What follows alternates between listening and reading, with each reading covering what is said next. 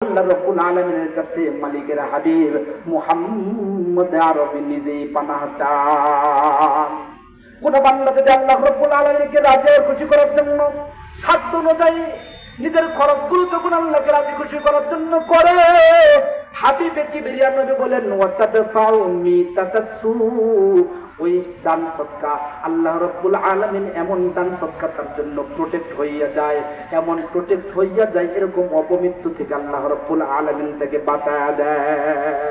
সুবহানাল্লাহ বলবেন না? দ্বিতীয় যে পুরস্কার বান্দা দুনিয়াতে পাইবে, দুইটার কথা বললাম। আরেক আয়াতের মধ্যে আল্লাহ রাব্বুল আলামিন সূরাতুল বাকারার মধ্যে আল্লাহ শোনা দেন, আল্লাহ বলেন যে বান্দা আল্লাহ রাব্বুল আলামিনের জন্য দান করবে, আল্লাহ বললেন ইয়ামহাকুল্লাহুর রিবা ওয়া ইউরবিস সাদাকাত। বান্দা যদি দান সদকা যদি চালায় যাইতে থাকে আল্লাহকে রাজি করার জন্য, আল্লাহ বললেন দান সদকা চালায় দেওয়ার জন্য বান্দাকে আল্লাহ রাব্বুল আলামিন তার মালের মধ্যে বরকত বাড়ায় দেন। জোরে বলেন সুবহানাল্লাহ। আফসোসের পরিতাপের বিষয়, এখন আমরা জানি না বরকত কারে কয়, বরকত খায় না মাথায় দেয় না শরীরের মধ্যে কি করে মালিশ করে, এটাই জানি না। নাউজুবিল্লাহ বলেন। আল্লাহ বললেন ইয়ামহাকুল্লাহুর রিবা ওয়া ইউরবিস সাদাকাত। হারামকে আল্লাহ রাব্বুল আলামিন মিটিয়ে দিবেন, হারামকে কি করবেন? মিটিয়ে দিবেন। তথা আল্লাহ বললেন ইয়ামহাকুল্লাহুর রিবা, সুদ। বুঝেন না? হাই সুবহানাল্লাহ। সুদের অর্থ দাপটে তার কাছে দেওয়া যায় না। বিশাল বড় মহাজন, কি দাপট! আল্লাহ বললেন দাপট তোর বেশি দিন থাকবে। আজকে দাপট দেখেছে, কালকে খুঁজে পাওয়া যাবো না। ধরবেন কিসের দাপট? হারামের দাপট দেখাচ্ছে না, হারাম আরাম। আল্লাহ বলতেছেন ইয়ামহাকুল্লাহুর রিবা, সত্যি একদম একদম নিশ্চিহ্ন করে দেবেন। Today tomorrow, wait and see, একটু দেখার সময় মাত্র, সময়ের ব্যাপার মাত্র, শেষ হওয়া সব ধ্বংস হয়ে যাবে। হারাম থাকবে। আর ওয়াইরুবিস সাদাকাত, আর যারা দান করতে থাকবে আল্লাহ বলেন এই দানের মাধ্যমে তার সম্পদের মধ্যে আধিক্য, কোয়ান্টিটি, সংখ্যা আরে বাড়াইতে বাড়াইতে কোন পর্যন্ত নিয়ে যাবো ওই বান্দা সহ তার 14 পিরিও জানে না। সুবহানাল্লাহ চিল্লায় বলেন না, আরো চিল্লায় বলেন না সুবহানাল্লাহ। আমরা তো মনে করি দান করলে মাল কমে যায়। নাউজুবিল্লাহ বলেন না।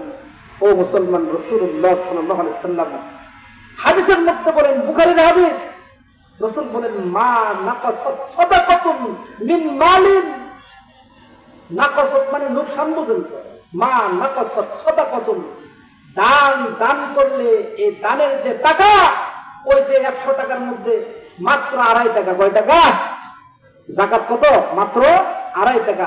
ওই 100 টাকা থেকে 2.5 টাকা যদি ওই গরিব মিসকিন অসহায় দরিদ্র এদেরকে তুমি যদি দান করে তো মনে করো না 2.5 টাকা কমে গেল। সুবহানাল্লাহ বলবেন না?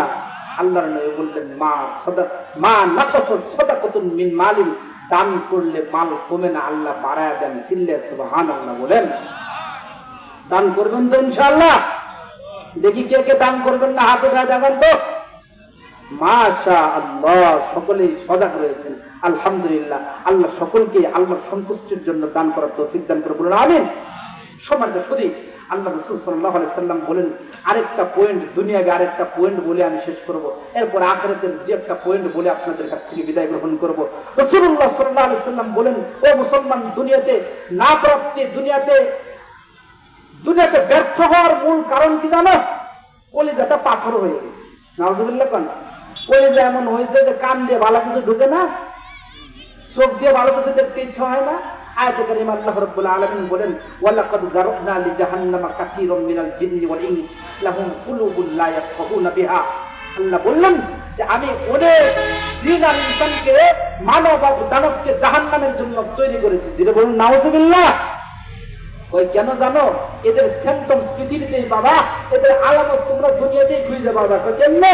আল্লাহ বললেন লাহুম কুলুবুন লা ইয়াফকাহুনা বিহা, অন্তঃকল, আত্মা তথা কলব, যে কলবের মধ্যে আল্লাহ রাসূল সাল্লাল্লাহু আলাইহি সাল্লাম বলেন আলা ইন্না ফিল জাসাদি মুদগাহ ইদা সালাহাত সালাহাল জাসাদু কুল্লু ওয়া ইদা ফাসাদাত ফাসাদাল জাসাদু কুল্লু আলা ওয়া হিয়াল কলব। রাসূল বলেন সারাদিন এক বডি একদম আপাতমস্তক সব ঠিকঠাক, কিন্তু বান্দার অবস্থা খারাপ, রোগ ঢুকে গেছে, কয় সব ঠিকঠাক কিন্তু কিছুই ঠিক নাই। কয় কি ঠিক নাই? রাসূল বলেন আলা ইন্না ফিল জাসাদি মুদগা, রাসূল বলেন প্রতিটা বনি আদমের এই 3.5 হাত বডির মধ্যে একটা গোশতপিণ্ড আছে তথা একটা গোশতের টুকরা আছে।